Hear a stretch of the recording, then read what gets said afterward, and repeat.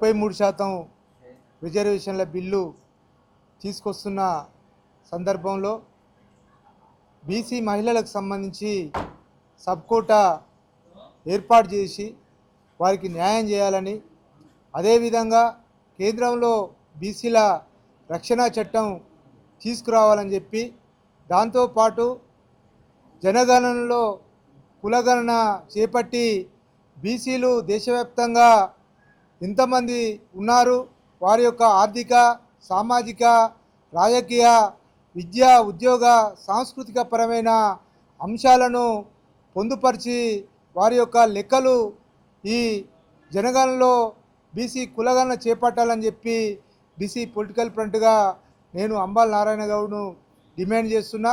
ముఖ్యంగా ఈ దేశంలో స్వాతంత్రం వచ్చిన తర్వాత బీసీలకు మొత్తం కూడా విద్యారంగంలో కానీ, ఉద్యోగ రంగాల్లో కానీ, రాజకీయ రిజర్వేషన్లో కానీ తీవ్రంగా అన్యాయం జరిగింది.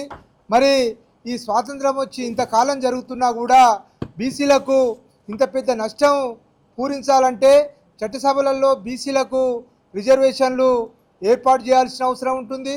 అదేవిధంగా ఈ 33% మహిళా రిజర్వేషన్లో మరి బీసీ మహిళలకు కూడా రిజర్వేషన్లు కేటాయించిన అవసరం ఉంటుందని చెప్పి మేము డిమాండ్ చేస్తున్నాం. ముఖ్యంగా ఈరోజు నియోజకవర్గాల పునర్విభజన కూడా జరుగుతుంది. దేశవ్యాప్తంగా 543 పార్లమెంట్లకు సంబంధించి 816 పార్లమెంటు సంఖ్య పెరుగుతుంది. 17 నియోజకవర్గాలు తెలంగాణలో ఉంటే 28 నియోజకవర్గాలు పార్లమెంట్ నియోజకవర్గాలు అవుతున్నాయి. 119 అసెంబ్లీ నియోజకవర్గాలు ఉంటే 182 అసెంబ్లీ నియోజకవర్గాలు అవుతున్నాయి. మరి ఇంత పెద్దగా ఈ రాష్ట్రంలో కానీ, ఈ దేశంలో కానీ మరి నియోజకవర్గాల సంఖ్య పెరుగుతున్నప్పుడు మరి బీసీ మహిళలు మరి ఉన్నత వర్గాలతో పోటీపడే పరిస్థితి లేదు. ముఖ్యంగా ఈరోజు ఒక ఎమ్మెల్యే కావాలంటే 100 కోట్లు, ఒక పార్లమెంటు మెంబర్ కావాలంటే 200 కోట్లు అవుతున్న సందర్భంలో మరి ఉన్నత వర్గాలతో పోటీపడే పరిస్థితి ఈరోజు బీసీలకు లేదు. కాబట్టి మరి తప్పకుండా చట్టసభలలో బీసీ రిజర్వేషన్లు తప్పకుండా ఈ బీసీలకు దక్కాల్సిన అవసరం ఉంటుంది. అదేవిధంగా ఈ దేశంలో బీసీల మీద పెద్ద ఎత్తున దాడులు జరుగుతున్నాయి.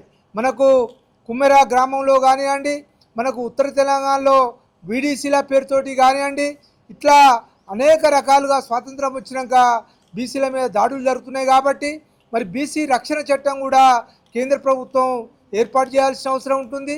బీసీలకు సంబంధించి ఒక ప్రత్యేకమైన మంత్రిత్వ శాఖను కూడా మరి కేంద్ర ప్రభుత్వం ఏర్పాటు చేసి బీసీలకు వాళ్ళ జనాభా దామాషా ప్రకారము బడ్జెట్లో వాళ్ళ యొక్క వాటాను కూడా అమలు చేయాలని చెప్పి సందర్భంగా డిమాండ్ చేస్తున్నాము. రాష్ట్ర ప్రభుత్వం కూడా మన ప్రవేశపెట్టిన బడ్జెట్లో బీసీలకు అతి తక్కువ బడ్జెట్ కేటాయించింది. మరి కార్పొరేషన్లో కూడా ఎక్కడ కూడా బడ్జెట్ కేటాయించలేదు. కనీసం 21 కార్పొరేషన్లు ఉంటే ఒక్కొక్క కార్పొరేషన్కు 200 కోట్ల రూపాయలు బడ్జెట్ కేటాయించి వారి యొక్క వృత్తి ఆధునీకరణ కానీ, ఉపాధి అవకాశాలకు కానీ, సంక్షేమాన్ని కానీ ఖర్చు చేయాలని చెప్పి బీసీ పొలిటికల్ ఫ్రంట్గా డిమాండ్ చేస్తుంది.